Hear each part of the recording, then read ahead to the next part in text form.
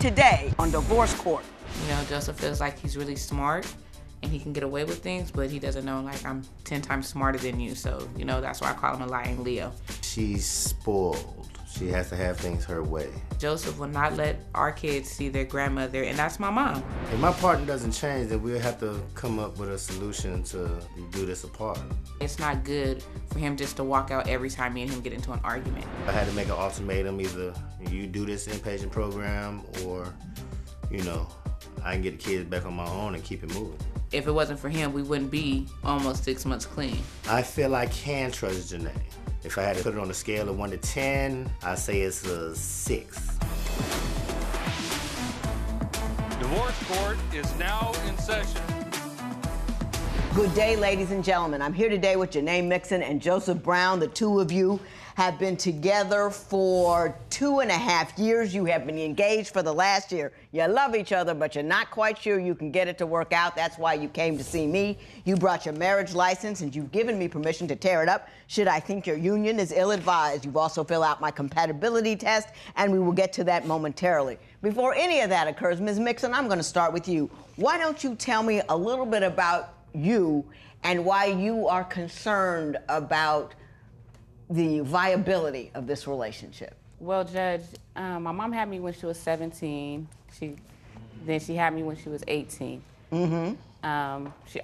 She graduated with me on her hip. Then I was raised by my grandma because my mom was into drugs. I moved out to Los Angeles with my mom when I was 14. When I currently resigned out here with my mom ended up selling me to a pimp for $100. I started into the prostitution when I was 14, all the way to the time I was 19. So when I met Mr. Brown in February 2015, I wanted something different for my life.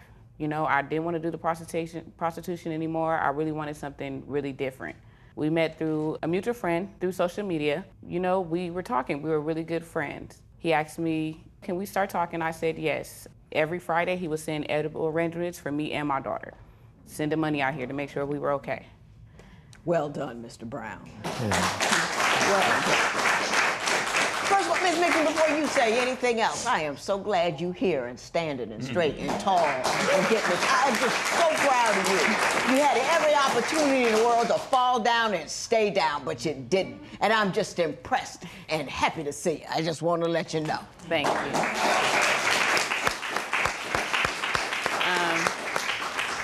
He came out here after we started talking together. He came out here a few months later for his vacation. We spent 2 weeks with each other. Then he had to go back to work in Burlington, Vermont. He went back to work. As soon as he got back, he said he wanted to move to LA to actually be with me. And we've been together ever since. Now, let me ask you, Mr. Brown, when did you find out about her past? During one of our conversations on the phone, she was talking about one of her friends who had got murdered as she was working. It came up then. It came up then, yeah. And all that. Now, a lot of guys, wrongly so, but would be put off by that. Why weren't you? Well, I was in a previous relationship before, and as she stated, you know what I'm saying, she wanted change, I wanted change too. My previous relationship, it was just lies throughout lies. Right. So I moved to Vermont. You know, my sister was staying up there. She told me I can come stay with her for a while, find me a job, which I did. But then all of a sudden, it got too cold in Vermont. All of a sudden, it got too cold in Vermont. Yeah, it was very freezing up there. Like, one day we had to work in -35 to -50 weather. Yeah, no. So that was the point of me saying, you know, I can't be in Vermont no more, you know. How much time elapsed between initially meeting and you being together? I want to say a couple of weeks. A couple of weeks? Yes, only because I wanted something different. I was used to the bad life, and I wanted to try something different. Well, what about him was different? What did he say or what did he do that led you to believe he could give you different? Well, when I told him about my past, because that's what I did, I came out and told him about my past, because I'm the type of person, I don't like anybody coming to you telling you anything about me. Right. Because ain't nobody can tell you nothing about me besides me. Gotcha. And when I told him, he wasn't judgmental, and the first thing he said, I don't care about your past, I want to be in your future.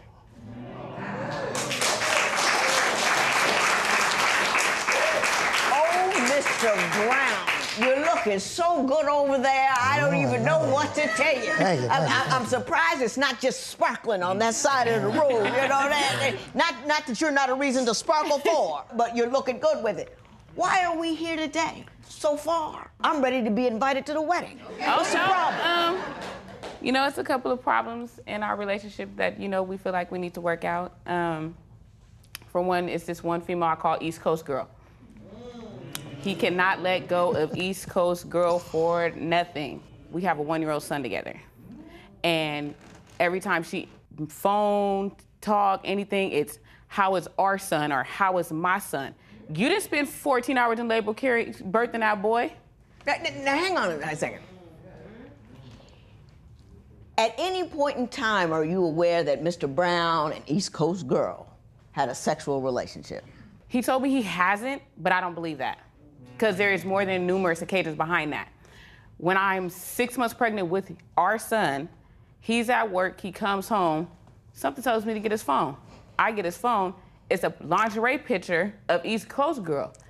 He tells me, oh no, it's for my coworker. If it's for your coworker, she should have sent the picture to his phone, not yours. Mr. Brown, why don't you tell us about the East Coast Girl? The situation out here when she was 6 months pregnant, it came to the point where I was on the phone with her, and it was some coworkers who asked who it was, and I explained to them who it was. They asked for a picture.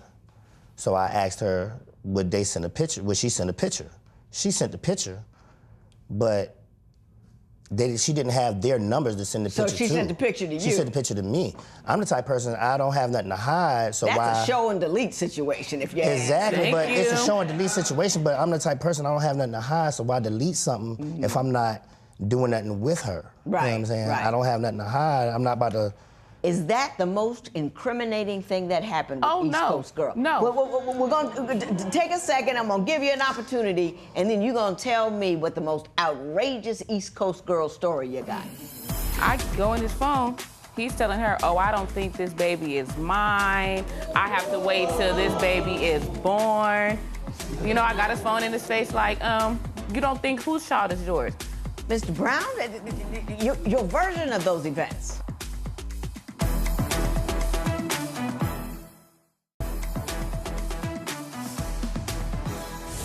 So what's the most incriminating story you have about the girl from the East Coast? Okay, I was 8 months pregnant with our son.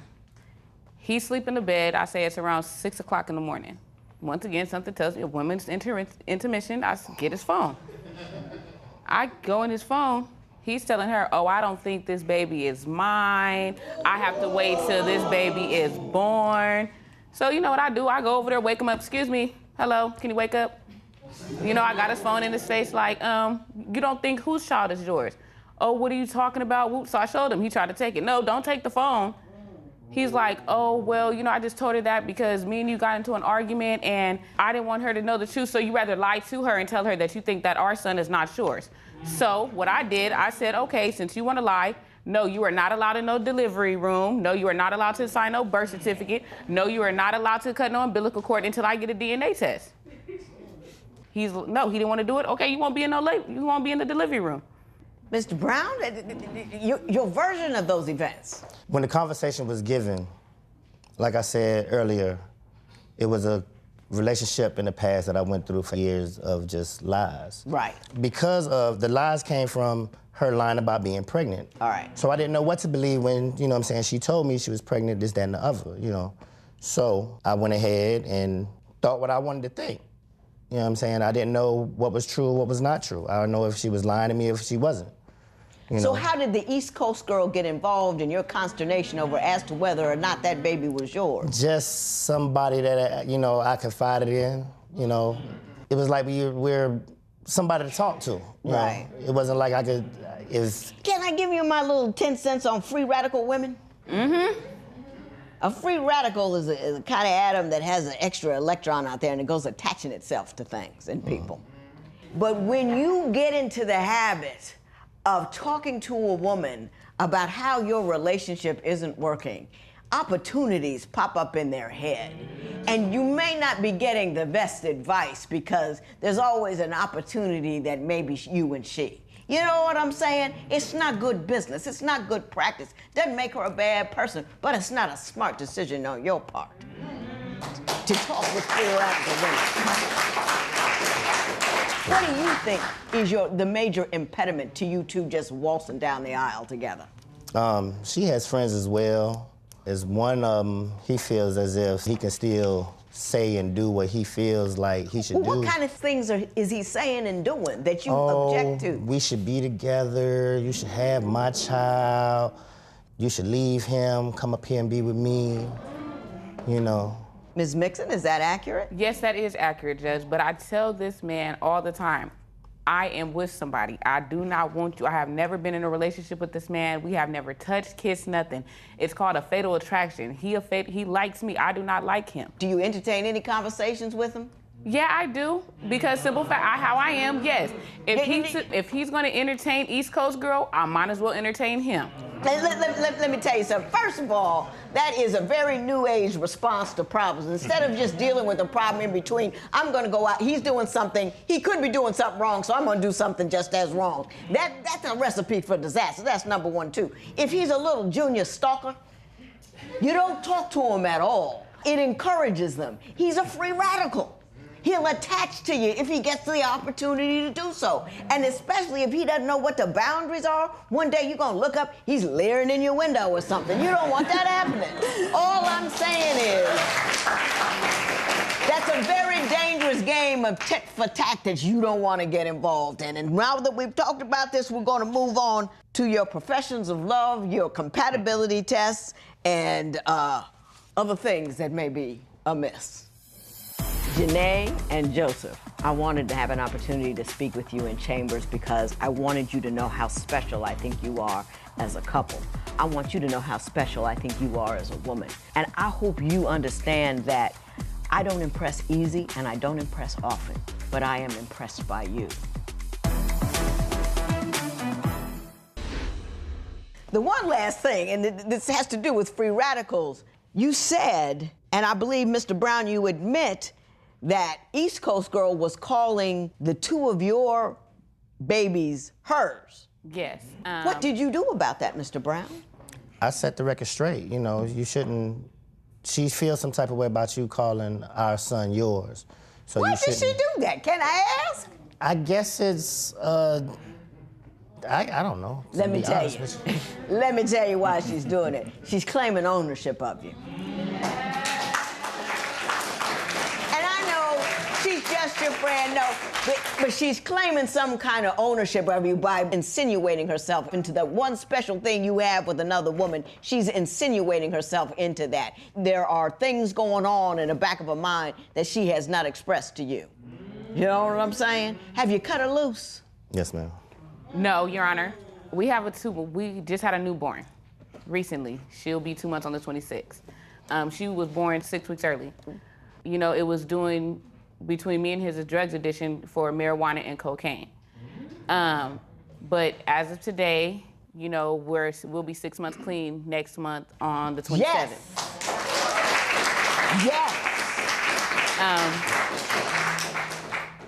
My oldest daughter comes home on the 31st of this month, and our son comes home next month on the 27th. Hallelujah. Both of us right now are currently in programs. You know, we do what we need to do as far as getting our kids back. We left that past behind us, you know, the drugs behind us. So when our daughter was born, she had to go in the NICU. So we can't bring phones, we can't bring anything in the hospital. So he's upstairs. I have to go downstairs to call the social worker to say that they're going to release our newborn to us because our newborn she was born with nothing in her system. So to this day, we still get to keep our newborn. Right. So his phone is in the car.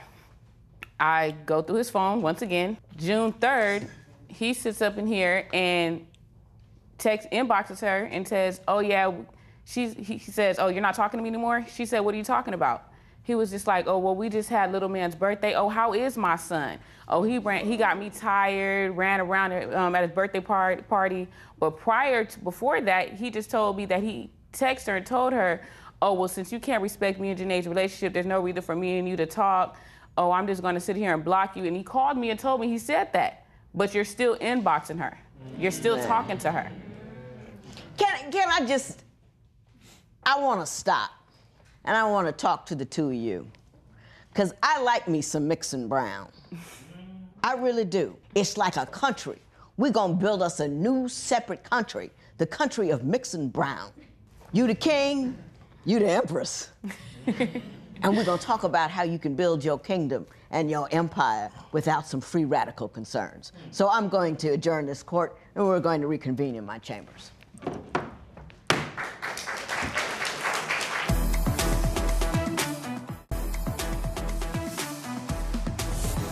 Janae and Joseph, I wanted to have an opportunity to speak with you in chambers because I wanted you to know how special I think you are as a couple. I want you to know how special I think you are as a woman. No one handed you anything. You fought and scratched for every piece of peace and honor and life that you have, and I really respect that. And I hope you understand that I don't impress easy and I don't impress often, but I am impressed by you. I want you to take that in and feel it and know it and have this image of me telling you that all the time so you can really know how fabulous you are and how difficult what you did it. And Joseph, you picked a great woman and you were a great dude. You know how to love her, you know how to take care of her. And she's gonna have issues that will continue because she's had a lot to work through. But what I want you to do is build the country Mixon Brown. Instead of going to the free radicals, whenever there is a pain or a concern, you come to one another. And you come to one another with a game plan. Reach out that hand, my man. Baby, I got this concern. And then you say what it is. And then you say, this is what I heard you just tell me. Is that right? So you can hear and feel one another. And there should be a place in your house that is just a spot where you two hold your hands and speak truth to one another. But never speak any word about either one of you outside of that house before you've spoken it to one another. You with me? Because you have to honor what you've done. You have to honor what you've been through. You have to honor who he is and who you are. And you have to honor all that work you did for yourself to become the woman that you are today. And I want you to promise me, and I mean promise me, you will take your issues to one another before you speak word one. And when I say speak word one, I mean Facebook, I mean all kinds of social media, letters, texts. I don't want none of that to happen. I don't want that world inside the country Mixon Brown.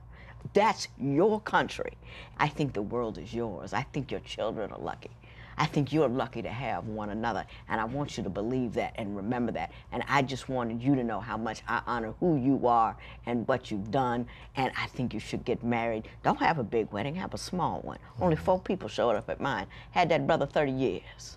You know what I'm saying? Small wedding, save your money, because you said something really good about money.